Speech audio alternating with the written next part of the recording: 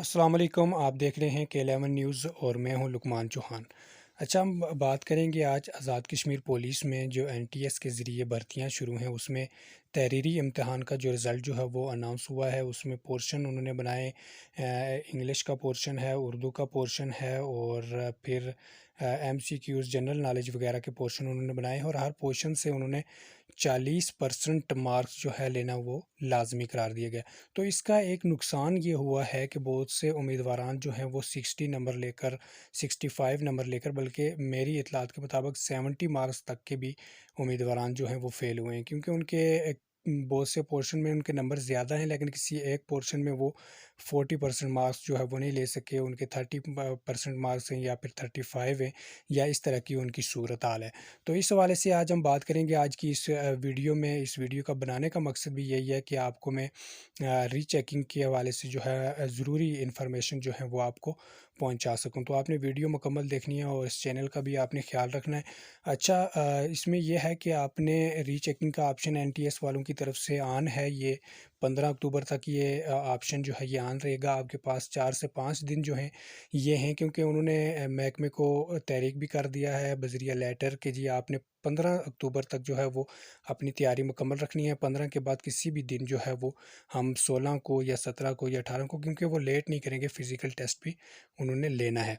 तो जो उम्मीदवारान जो है वो फ़ेल हो चुके हैं और उनके किसी एक पोर्शन में 40% मार्क्स नहीं है बल्कि 30 या 30 प्लस हैं, यानी 30% मैं बात कर रहा हूँ, 30% प्लस हैं, तो वो जो है उनके पास ऑप्शन मौजूद है। क्योंकि एक चीज़ तो ये है कि डिस्क्रिप्टिव में अगर आपकी उर्दू ऐसे में या इंग्लिश ऐसे में अगर आपके नंबर 40% नहीं है तो उस वजह से आप फेल हैं, तो फिर तो आपके चांसेस रीकाउंटिंग में या रीचेकिंग में बहुत ज़्यादा हैं। दूसरी चीज़ एमसीक्यूज़ के हवाले से मैं आपको ये भी बताऊं कि एमसीक्यूज़ जो है वो मशीन के ज़रिए चेक होते हैं, उसमें कि जो है काफ़ी चांसेस जो हैं वो कम होते हैं। तो इसलिए, लेकिन ये है कि काउंटिंग में जो है ना, मशीन जिसको चेक करती है उसमें भी काउंटिंग का इबाम रहता है।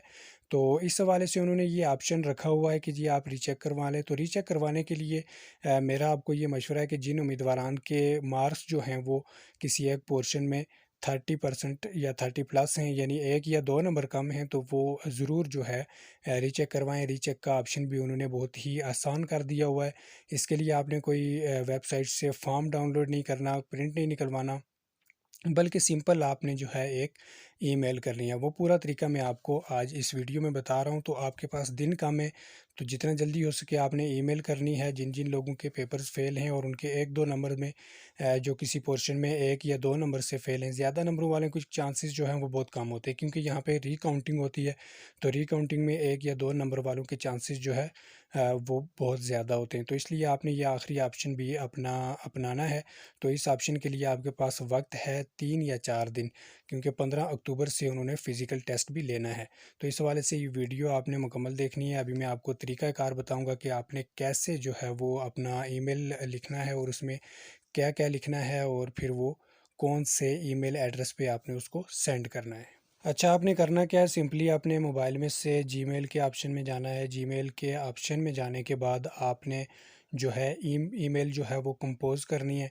कंपोजिंग में आपने जो है वो ज़रूरी जो इन्फॉर्मेशन है वो मैं आपको बता रहा हूँ। आपने क्या लिखना है, एक तो अपना नाम लिखना है जो कि आपके आईडी कार्ड पे है, फिर फादर नेम लिखना है, सीएनआईसी नंबर लिखना है, फार्म नंबर लिखना है। फार्म नंबर जो है वो आपकी रोल नंबर स्लिप पे आपकी तस्वीर के ऊपर जो नंबर है वो आपका फार्म नंबर है। रोल नंबर लिखना है, टेस्ट डेट लिखनी है, टेस्ट नेम लिखना है, फिर पोस्ट का नाम लिखना है और फिर मोबाइल नंबर जो है वो आपने लाजमी दर्ज करना है, क्योंकि अक्सर वो ऐसा करते हैं कि मोबाइल पर आपको मैसेज भी कर देते हैं कि आपकी रिकाउंटिंग हो चुकी है।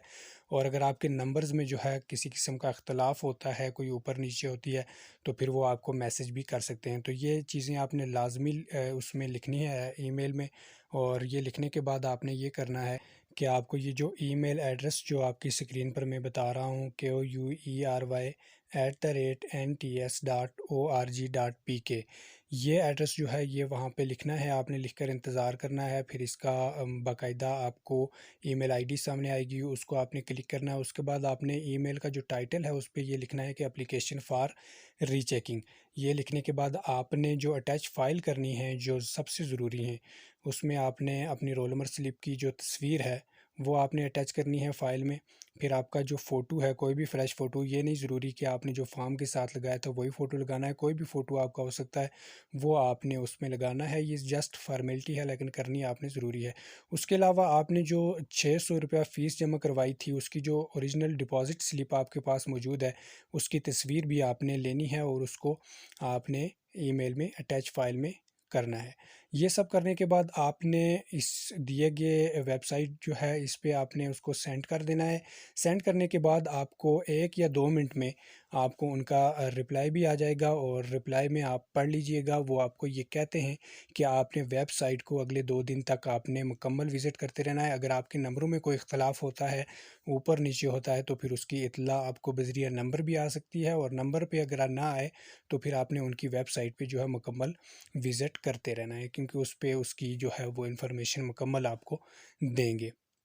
बहुत से लोग ये कर रहे हैं कि जी उस वहाँ पे वेबसाइट पे एक फ़ॉर्म मौजूद है, रीचेकिंग के हवाले से वो फ़ॉर्म पे उसका प्रिंट निकलवा रहे हैं। प्रिंट निकलवाने के बाद ₹300 फ़ीस जो है वो भी बैंक में जमा करवा रहे हैं। उसके अलावा उसको जो है बज़रिया डाक उनकी तरफ भेज रहे हैं, लेकिन ये तरीका जो है उन्होंने ख़त्म कर दिया है।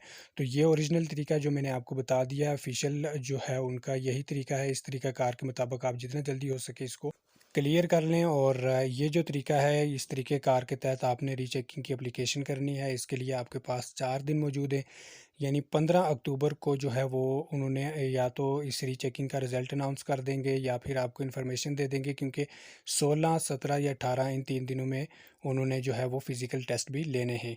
उस हवाले से भी उन्होंने आगे का अपना प्रोसीजर जो है वो भी कंटिन्यू रखना है, इसलिए आप जितना भी जल्दी हो सके, ये आसान तरीन काम है, इसके लिए कोई उन्होंने फ़ीस नहीं रखी हुई, तो आपने ये इस आसानी से जो है वो फ़ायदा उठाना है।